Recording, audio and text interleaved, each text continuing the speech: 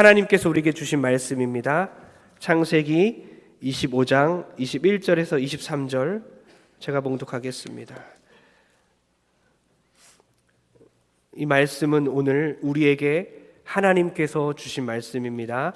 구약성경 34페이지 창세기 25장 21절에서 23절까지 제가 봉독하겠습니다.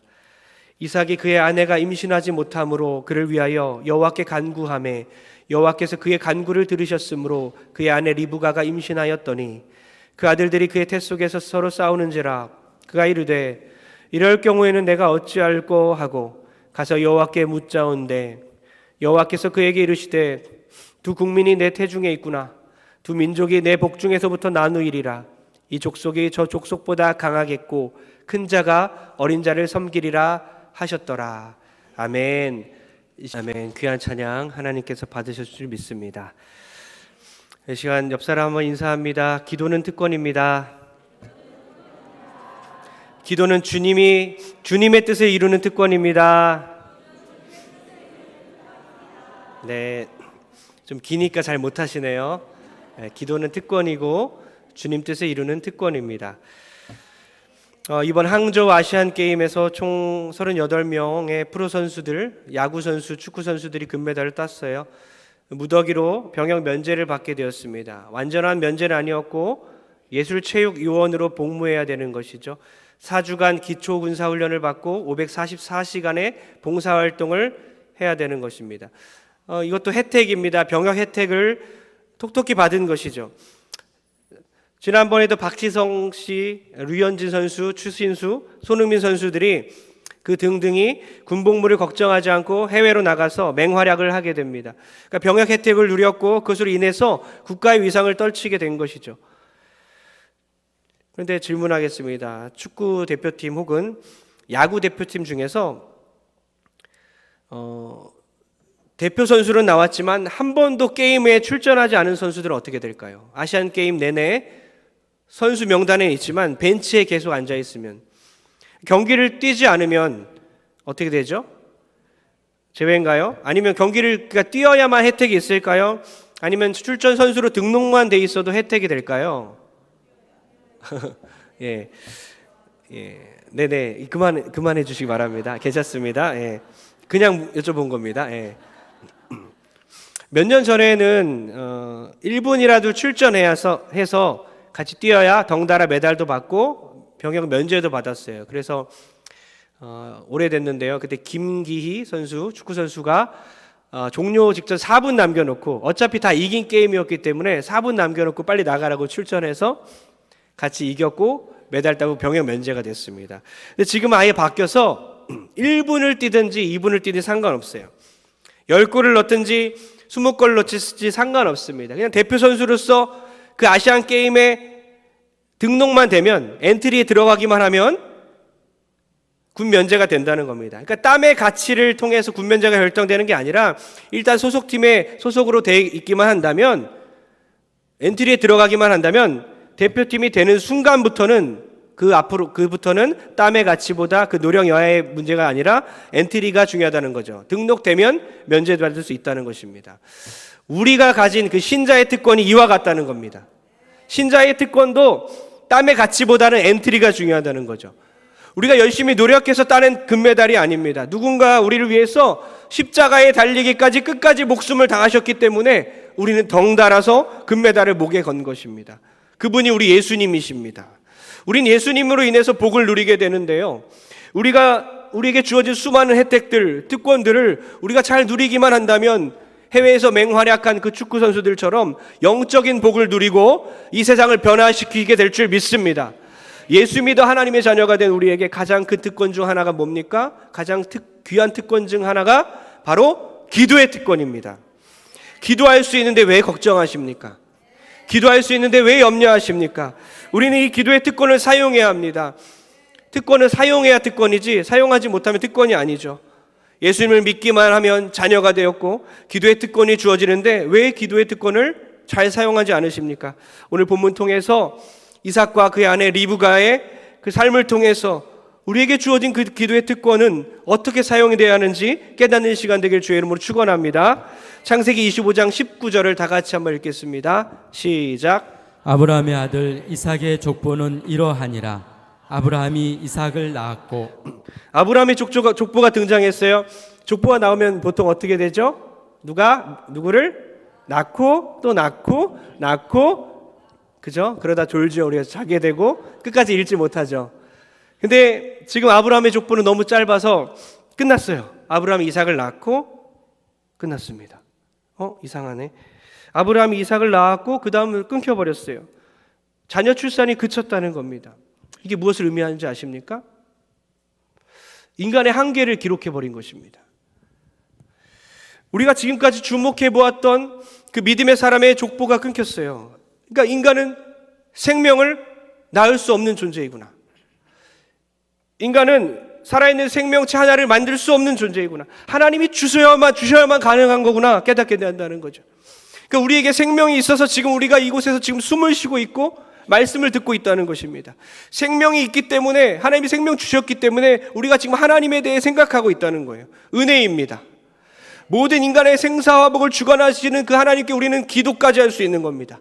겸손하게 기도해야 합니다. 왜요? 기도할 수 있는 것이 은혜입니다. 당연한 게 아니라 은혜입니다. 특혜입니다. 특권입니다. 창세기 25장 21절을 읽겠습니다. 시작. 이삭이 그의 아내가 임신하지 못하므로 그를 위하여 여호와께 간구하매 여호와께서 그의 간구를 들으셨으므로 그의 아내 리브가가 임신하였더니. 아멘. 위기가 왔고 어려운 일이 생기자 이삭은 기도의 특권을 사용하기 시작하죠. 아내 리브가가 자녀를 낳지 못하자 리브가를 위하여 하나님께 간구합니다. 그런데 그 간구를 하나님께서 들으셨으므로 리브가가 임신하였다. 너무나 한 구절 안에 속전속결 일사천리로 진행되고 있음을 우리가 볼 수 있어요. 이삭이 그의 아내가 임신하지 못함으로 그를 위하여 여호와께 간구하매 여호와께서 간구를 들으셨다. 리브가가 임신했다. 너무 짧게 기록되어 있지만 이 한 구절 안에 기도 제목과 기도 응답이 다 한꺼번에 기록되어 있지만 이삭이 얼마 동안 기도했을까요? 얼마 동안 이 문제를 씨름했을까? 1년일까요? 2년일까요? 10년일까요? 20년일까요? 20년입니다. 20년을 기도했어요. 20년 동안 리브가는 자녀가 없었고 얼마나 힘들었을까요? 왜죠? 택한 백성이잖아요. 자녀를 주신다는 것은 이 당시에 리브가에게 있어서 이삭에게 있어서는 하나님의 약속이 성취되냐 안 하느냐에 달려있는 거예요. 하나님의 뜻이 이루어지냐 그렇지 않냐의 문제였던 거예요. 하나님이 민족을 주신다고 약속했기 때문에 족보가 끊겨버리면 안 되는 거예요. 자자손손 자녀들을 주시고 한 민족을 이루어 주시겠다고 약속했는데요. 여러분 우리가 사실 여기서 무너집니다. 하나님 제가 원하는 기도 제목들 하나님 왜 안 이루어져요? 하나님 저를 사랑한다고 하지 않으셨나요? 저 하나님의 자녀 맞나요? 근데 하나님 저희 사업장 왜 힘듭니까? 왜 망하게 하셨습니까?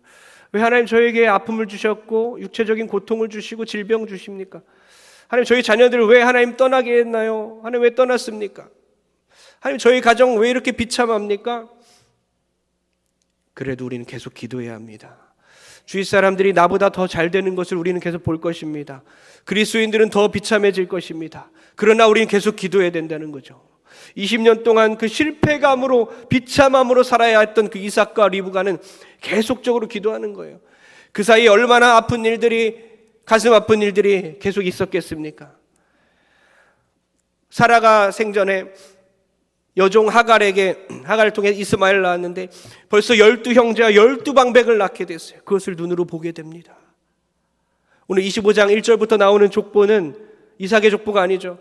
아브라함이 후처 그두라를 얻어서 벌써 6명의 형제를 낳고 그의 자손들이 번성합니다. 나 빼고 다 잘 되는 것 같아요. 나만 빼고 하나님을 안 믿는 사람들이 다 번성하기 시작했어요. 그것을 보면서도 기도를 멈추지 않고 있다는 겁니다. 이삭은 위하여 기도를 합니다. 위하여 기도한다는 뜻은 항상 누군가를 염두에 두고 기도한다는 뜻입니다. 리브가를 염두에 두고 기도하는 거예요. 꾸준히 하나님 앞에 그를 올리고 기도하는 겁니다.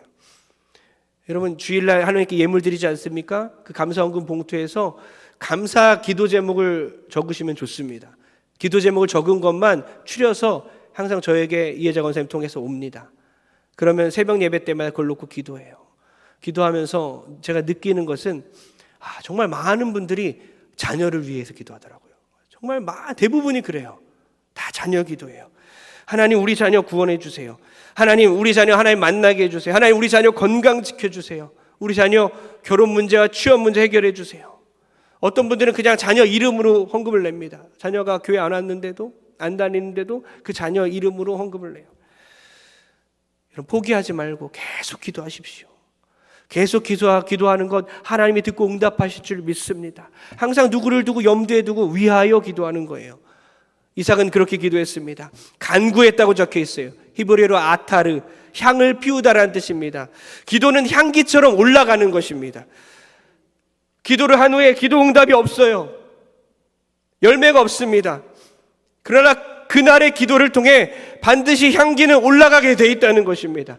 열매가 없는 것 같고 향기만 올라가는 것 같지만 하나님께 그 향기를 올려드릴 때에 어떤 응답도 없고 어떤 열매도 없게 보이지만 끝까지 하나님께 기도하며 그 향기를 올려드릴 때에 하나님께서 그 기도를 응답하실 줄 믿습니다. 이삭의 아버지 아브라함은 그렇지 못했어요. 어떤 잘못을 한 줄 아십니까? 16장 2절을 다 같이 읽겠습니다. 시작. 사레가 아브라함에게 이르되 여호와께서 내 출산을 허락하지 아니하셨으니 원하건대 내 여종에게 들어가라. 내가 혹 그로 말미암아 자녀를 얻을까 하노라 하매 아브라함이 사레의 말을 들으니라.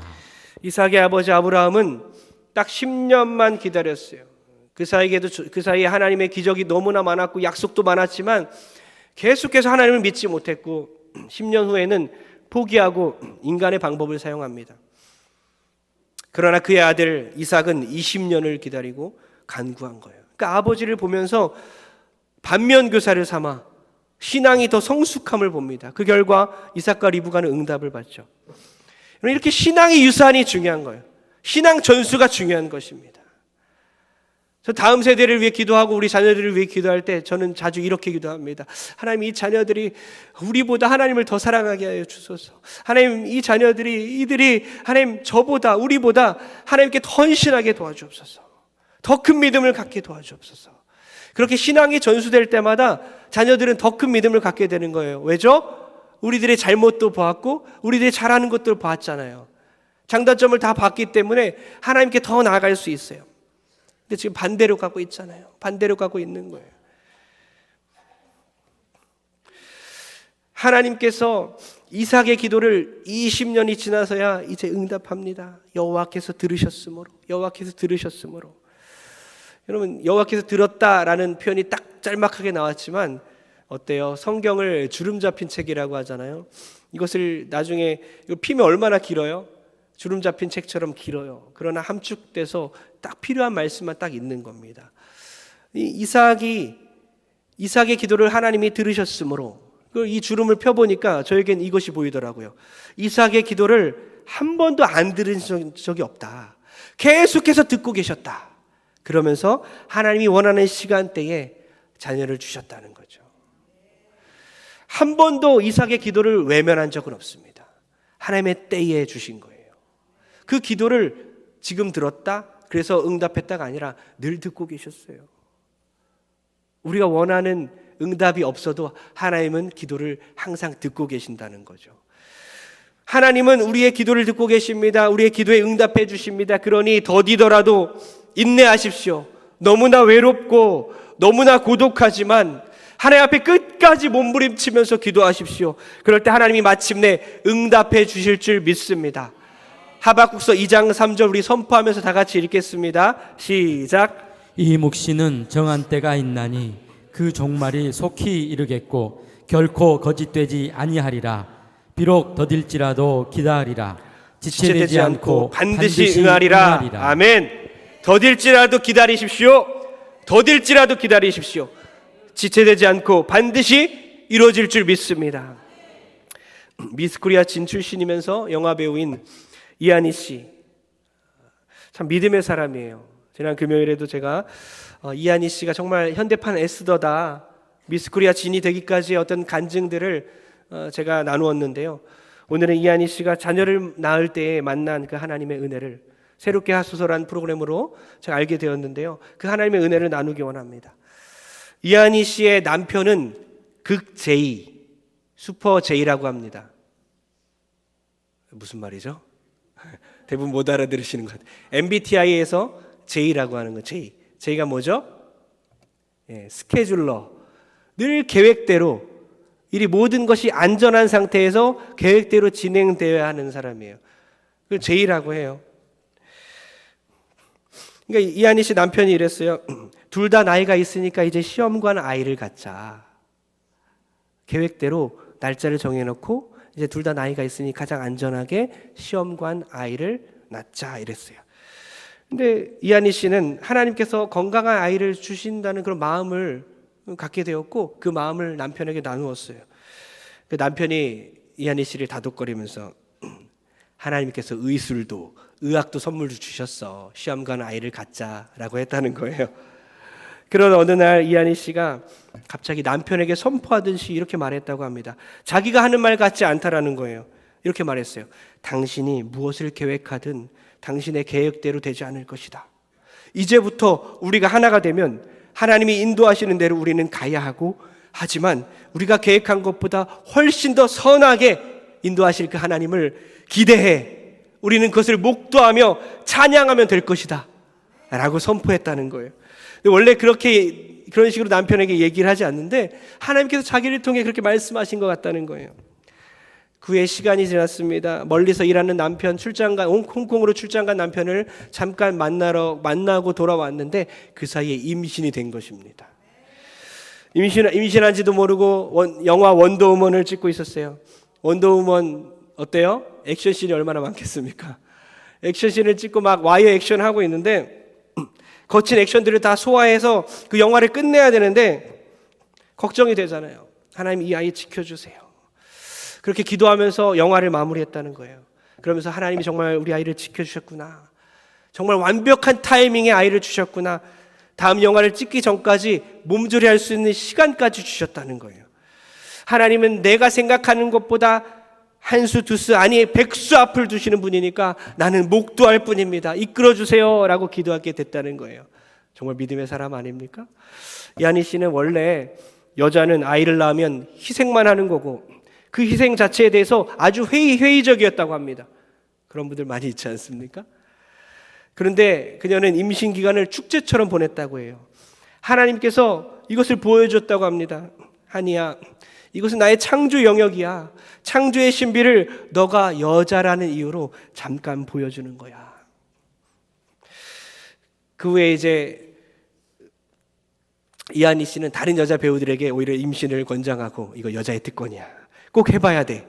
나도 두려워했어. 그런데 무서워하지 말고 하나님의 임재를 느껴야 돼. 한 번에 심장이 두 개가 한 몸 안에서 뛰는 것을 느껴봐야 해. 이러면서 권장했다는 거예요. 또 이렇게 생각했대요. 내가 살면서 이것보다 완성도 있는 것을 내가 죽을 때까지 할 수 있을까? 한 인간이 씨앗으로 태어나서 태아가 되고 한 아이가 되어서 밖으로 나와서 그 아이를 완전한 아이로 키워서 양육해서 세상에 내보내는 이런 완성도 있는 일을 어떻게 할 수 있을까? 연기보다 위대한 것이고 어떤 것보다도 대단한 것이다. 이것은 미션이다. 사명이다. 내가 이것을 기쁘게 충실하게 해야 되겠구나. 그렇게 결심했다고 해요. 그런데 기쁨도 잠시 노산이라는 이유로 유전자 검사를 많이 해야 됐고 아이가 18주가 되었을 때 의사가 아이가 장애를 가질 수도 있다는 말을 했고 낙태 수술을 해야 될 수 있다는 얘기를 했다는 거예요. 18주밖에 안 된 아이였는데요. 그때 모성애가 움트고 있었던지 꾹꾹 참다가 그 얘기를 듣고 진료실 문을 닫고 완전히 무너져 버렸다고 합니다. 이한희 씨는 양수 검사를 하고 결과를 기다리면서 이것밖에 생각 안 났대요. 나의 생사화복을 주관하신 하나님. 그때 연말 시상식이 있었는데 수상의 소감도 나의 생사화복을 주관하신 하나님. 특별 새벽 기도를 했대요. 눈물만 났다는 겁니다. 하나님 저를 긍휼히 여겨주세요. 기도할 때마다 특세에 참석해서 기도할 때마다 저를 불쌍히 여겨주세요. 제 뱃속에 있는 아이 불쌍히 여겨주세요. 그 기도밖에 안 나왔다고 합니다. 그러면서 아픈 자녀를 가진 부모의 마음이 이렇겠구나. 조금이나마 깨닫게 되었대요. 다 알지 못하지만 이런 거였구나. 어떤 마음으로 부모들은 삶을 살아가고 있을까? 아이를 바라보고 있을까? 하나님, 제가 너무나 교만했네요. 그녀는 그 사건을 통해서 이삭을 바친 아브라함의 마음도 알 수 있었고 10자녀 잃은 욥의 마음도 조금이나마 알 수 있었다는 거예요. 새벽 4시 반만 되면 저절로 몸이 일어나서 꾸준히 하나님께 간구하며 기도했고 아이를 위해 기도한 결과 아이가 이제 이상이 없다라는 결과를 얻었다고 합니다. 그런데 그 중에서도 계속 자녀를 열심히 키우고 싶잖아요. 열심히 키우면서 자녀에게 빠질 때마다 남편이 이렇게 말한대요. 아니야, 작년 12월을 기억해야 해. 이 아이를 어떻게 하나님이 우리에게 주셨는지, 이 아이는 하나님이 우리에게 주신 거야. 우리가 뭘 한다고 해도 안 달라져. 하나님이 키우시는 거야. 하나님은 이 부부에게 기도의 특권을 사용하게 하셨습니다. 하나님은 이 부부에게 자녀와 자녀 양육을 통해서 하나님의 섭리를 깨닫게 하셨다는 겁니다. 사랑하는 성도님들, 여러분들에게 자녀를 주셨다면, 그리고 자녀 때문에 힘든 일이 생겼다면 하나님은 기도하라는 것입니다. 하나님, 우리가 교제하기 원하신다는 것입니다. 생사복을 주관하시는 그 하나님을 신뢰하라는 뜻입니다. 그 자녀가 마음대로 컨트롤 안 돼요. 무슨 뜻입니까? 자녀에게 빠져 살지 말라는 뜻입니다. 저는 이 말이 참 좋더라고요. 당신이 무엇을 계획하든 당신의 계획대로 되지 않을 것이다. 이제부터 우리가 하나가 되면 하나님이 인도하시는 대로 우리는 가야 하고, 하지만 우리가 계획한 것보다 훨씬 더 선하게 인도하시는 하나님을 기대해. 우리는 그것을 목도하고 찬양하면 될 것이다.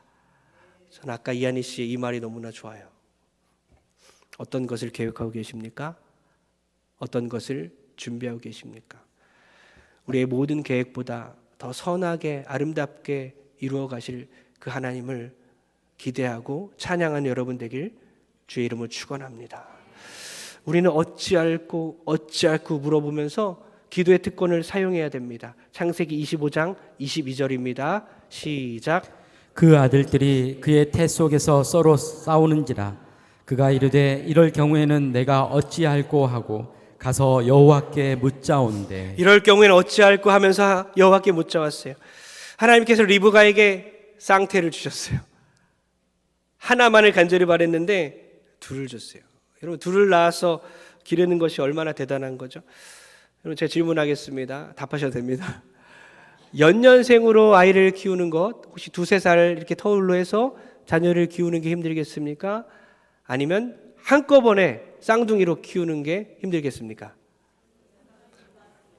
뭐 쌍둥이를 가진 분이 없죠, 별로. 몇 달 전에 이제 우리 교회 부부초원 중에 쌍둥이를 기르는 분이 있어요. 그래서 함께 식사를 했어요. 저도 처음 대화해본 우리 성도님 가족이었는데 함께 저희 처와 함께 식사 교제하면서 대화를 하는데 쌍둥이더라고요. 남녀 이렇게 쌍둥이였는데, 뭐 얼마 차이 안 나서 아이가 태어난 거잖아요. 그러니까 얼마나 이 아이들을 기르면서 얼마나 힘들었는지 밥을 먹으면서 알 수 있겠더라고요.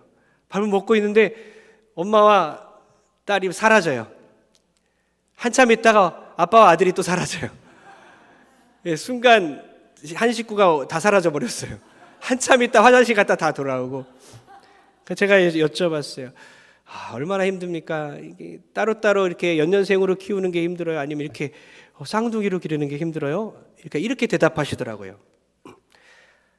할부로 돈 내는 게 힘들겠습니까? 일시불이 힘들겠습니까? 일시불이 힘들다는 거예요. 한꺼번에 이걸 다 지불해야 되니까 힘들다는 겁니다. 그런 거구나. 여러분, 뱃속에 있는 영역은 손댈 수 없는 영역이에요. 이 안에서 벌어지는 일들은 하나님이 하셔야 되는 겁니다. 쌍태를 주셨고 두 아이가 태 속에서 있는 것입니다.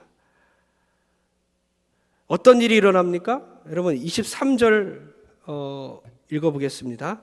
25장 23절입니다. 다 같이 시작. 여호와께서 그에게 이르시되 두 국민이 내 태중에 있구나. 두 민족이 내 복중에서부터 나누이리라. 이 족속이 저 족속보다 강하겠고 큰 자가 어린 자를 섬기리라 하셨더라. 아멘. 쌍태를 주셨는데 두 아이가 태 속에서부터 싸워요. 나중에 나오면 얼마나 싸울까? 뱃속에 그냥 태동이 아니라 이거 보통 발차기가 아닌 거예요. 얘네끼리 발차기 하는 거예요. 리브가 입장에서는 이해가 안 가는 일이 벌어진 거예요. 이거 보통 일이 아닌 거예요. 다른 여자들이 경험한 게 아니에요. 기도 응답으로 임신했는데 언제 내가 쌍둥이 달라 했습니까? 그런데 왜 둘은 뱃속에서 싸우는 걸까? 이해할 수 없는 거예요. 이해할 수 없는 이 문제 가운데 기도의 특권을 사용했다는 것입니다. 이럴 경우에는 어찌할꼬 주님께 방법을 물어야 보았다는 거예요. 주님, 우리도 물어봐야 됩니다. 이럴 경우에 주님 어찌할꼬 주님 어찌할꼬 주님을 찾아야 합니다. 어찌할꼬 주님께 간구해야 됩니다. 어찌할꼬 주님께 부르짖어야 합니다. 그럴 때 주께서 응답하실 줄 믿습니다. 하나님은 그렇게 응답했어요. 뱃속에서부터 한 민족이 두 민족이 나눠진다는 거예요. 하나님의 계획을 설명하기 시작했습니다. 이런 거였구나. 기도란 이런 거였구나. 기도의 응답이란 이런 거였구나. 어떤 뜻입니까? 하나님의 계획이, 놀라운 엄청난 계획이 앞으로 일어날 모든 계획까지도 뱃속부터 시작하고 있다는 겁니다. 아니, 창세 전부터 시작된다는 거예요. 한참 후에 일어날 몇십 년, 몇백 년 후에 일어날 일들이 나의 뱃속에서부터 일어나고 있고, 아니 창세 전부터 일어나고 있다는 거예요. 그러니까 기도란 무엇일까? 기도 응답이란 무엇일까? 막 하나님의 보좌를 막 흔들어 갖고 하나님의 계획까지 바꿔놓고 하나님의 기도 응답을 받아내는 게 아니라는 것이죠. 아이들이 막 때를 씁니다. 그리고 부모님께 선행을 해서 감동시켜서 부모님이 마음을 바꾸었다. 그게 기도다 아니라는 거예요. 그건 인간들이고 하나님은 그렇지 않다는 겁니다. 하나님의 계획과 섭리는 우리가 알 수 없는 거예요. 뱃속에서부터 하니 창세전부터 일어나고 있는 겁니다. 그러니까 우리는 각자마다의 하나님을 믿는 게 아니잖아요. 하나님이 어떤 분인지를 우리가 신학을 통해 배워야 되는 거예요. 코끼리 다리 만지는 식으로 각자 하나님 이런 분이에요. 기도는 이런 거예요. 다 다르게 말한다면 제가 설교를 잘못하고 있는 거고 우리가 성경을 잘못 보고 있는 거예요. 모든 성도가 동일하게 하나님에 대해 알아야 합니다. 기도에 대해 알아야 합니다. 하나님의 하나님 되심을 우리 성경을 통해 알아야 되는 거죠. 기도란 이런 거구나. 하나님의 때에 하나님의 뜻이 하나님의 방법으로 이루어지게 하소서. 비록 너무나 답답하고 현실은 너무나 속상하지만 기도는 나의 뜻이 이루어지는 특권이 아닙니다. 하늘의 뜻이 나를 통해 이루어지는구나. 기도 응답은 내가 원하는 방식이 아니라 아버지의 뜻대로 응답되는구나. 깨닫기를 소원합니다. 그래서 기다려야 되는 거예요. 하나님의 시간에 하나님의 방법으로 하나님의 뜻이 이루어지게 하소서. 그래서 20년이고 기도할 수 있는 거고요. 30년이고. 아니, 우리가 죽을 때까지 기도해서 나의 당대뿐만 아니라 다음 세대, 또 다음 세대로 믿음이 이어져서 복음이 전수되는 놀라운 복이 우리 교회 가운데 있어지길 소원합니다.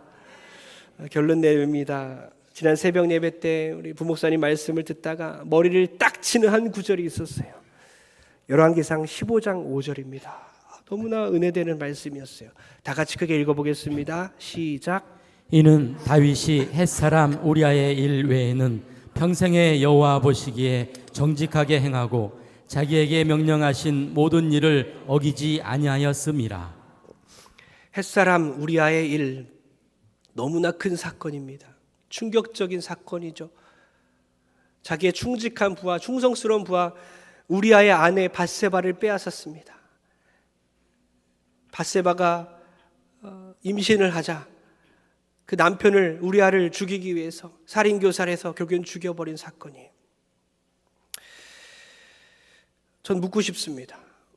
정말 그 다윗이, 현대판 다윗이 이 자리에 와서 그 사건을 일으킨 사람이, 살인자요, 간음자요, 한 가정을 망친 그 사람이 정말 이 자리에 왔다면, 이 자리에 서서 간증하고 설교한다면 여러분들은 내가 좋아하는 다윗이 하면서 다가가 손잡고 사진 찍고 함께 있을 수 있습니까? 저는 생각해 봤어요. 저에게도 물어봤어요. 아마 우리는 다윗이 못 들어오게 문을 닫아버릴 겁니다. 다윗이 만약에 들어왔다면 빨리 우리는 그 자리를 뜰 것입니다. 동성연애자가 바로 내 옆에 있는 것처럼, 아동성 범죄자가 내 옆에 있는 것처럼 너무나 혐오스럽게 다윗을 바라볼 것입니다. 나다니엘 호손이 1850년도에 발표한 소설 주홍글씨, 그 소설에서는 간통한 여자에게 그 벌로 간음이란 글씨를 간통이란 글씨를 주홍색으로 이곳에 써서 달게 됩니다. 이 주홍 글씨.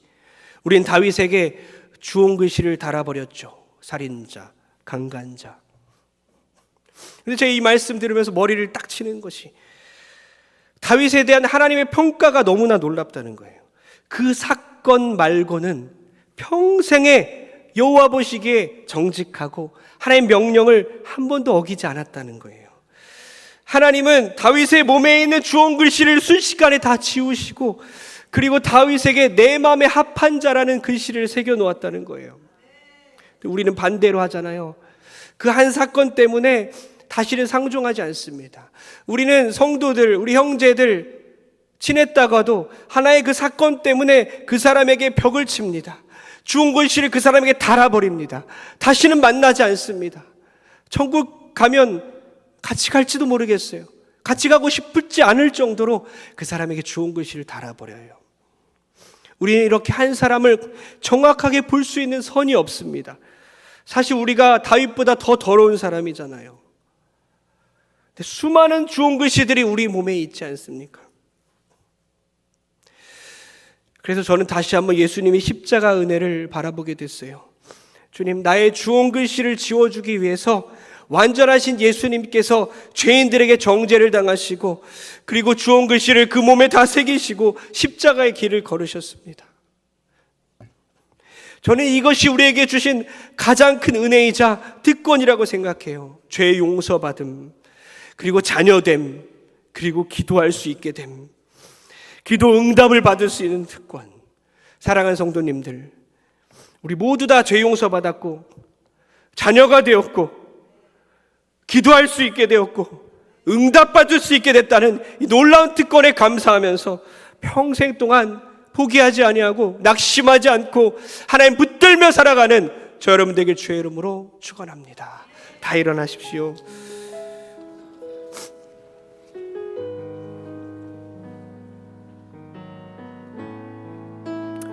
우리 함께 기도해 찬양합니다. 우리 함께 기도해 주 앞에 나와 무릎 꿇고 긍휼 베푸시는 주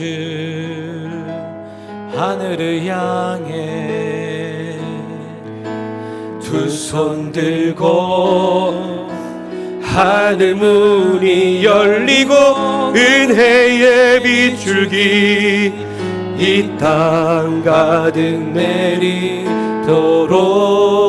내리도록 마침내 주 오셔서 의의 빗줄기 우리 위에 부시도록. 이 찬양 준비하고 생각하면서 이 찬양이 정말 무섭다, 이 찬양 부르기 참 힘들다라는 생각을 해봤습니다. 우리 함께 기도한다는 것이 얼마나 어려운지 아십니까? 우리 안에 한 성령이 있고 우리 한 세례를 받았고 하나님을 섬기고 한 성령이 우리 안에 계심에도 불구하고 우리는 한 마음으로 함께 기도하는 것이 너무나 어려운 사람들이에요. 늘 주홍 글씨를 다 갖다 붙여버렸기 때문에 마음을 열지 않습니다. 그러나 하나님 나라가 이 땅에 임할 때에 반드시 그 하나님의 나라는 우리 모두가 하나 되는 나라가 될 줄 믿습니다. 그 나라 올 때까지 용기 내어서 한 마음으로 벽을 허물고 하나 되어서 우리 함께 기도하며 함께 찬양하길 소원합니다. 우리 함께 올려서 찬양합니다. 우리 함께 기도해.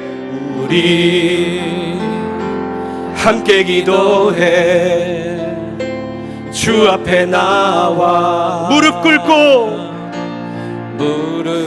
긍휼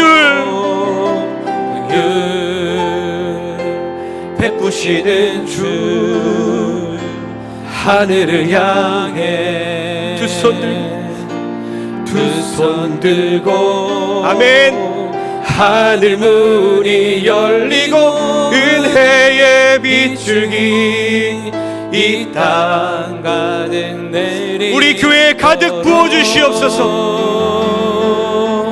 마침내 우리 가정에 나에게 가득 부어주시옵소서. 우리 기도하는 마음으로 선포하며 하늘문이 열리고 하늘문이 열리고 은혜의 빗줄기 이 땅 가득 내리도록 마침내 주 오셔서 의의 빗줄기 우리 위에 부으시도록 우리 위에 부으시도록 가슴에 손 얹습니다. 주님, 하늘문을 열어주셔서 은혜의 빗줄기, 의의 빗줄기를 이 땅 가득 우리 교회 위에, 나의 삶 가운데, 우리 가정 위에 부어주시옵소서. 두 손을 가슴에 얹었습니다. 주여, 능력의 손 여호와 라파 치료의 손을 안수하여 주사 우리 모든 육체적인 질병들 치료하여 주시옵소서.